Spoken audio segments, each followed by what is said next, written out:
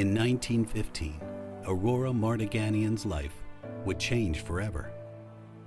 That day in the Syrian desert, Ottoman soldiers assembled a group of Armenian girls to be crucified. 16 crosses were erected. Aurora was the 17th girl in line. At age 14, Aurora was orphaned by genocide, forced along with thousands of other Armenian women to march through mountains and wilderness, under a scorching sun, subject to unrelenting cruelty. An estimated 1.5 million of her countrymen died in the genocide. But Aurora lived. She escaped her persecutors and survived with the help of Russian soldiers and American missionaries, and made an epic 9,000-mile journey to Russia and then New York.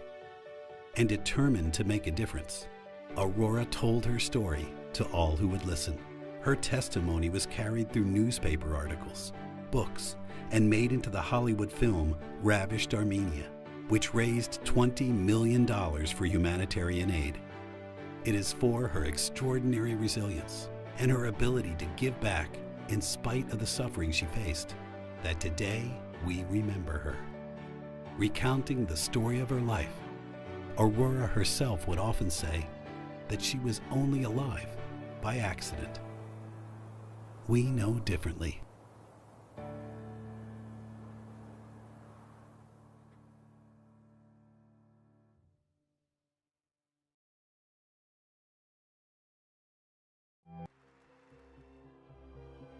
To recognize the Aurora Prize finalist, we now invite co-chair of the Aurora Prize Selection Committee and one of the founders of Not on Our Watch, filmmaker, activist, philanthropist, and Oscar-winning movie star, George Clooney.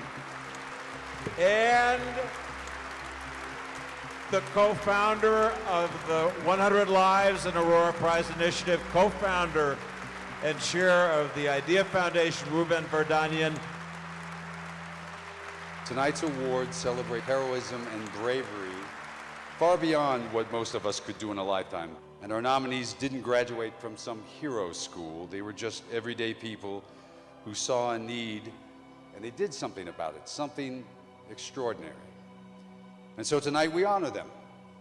And in doing so, we honor the 1.5 million lives that were lost 101 years ago. And we honor those lives by calling their tragedy by its true name, genocide, the Armenian genocide. Hitler once famously said, "But who remembers Armenia?"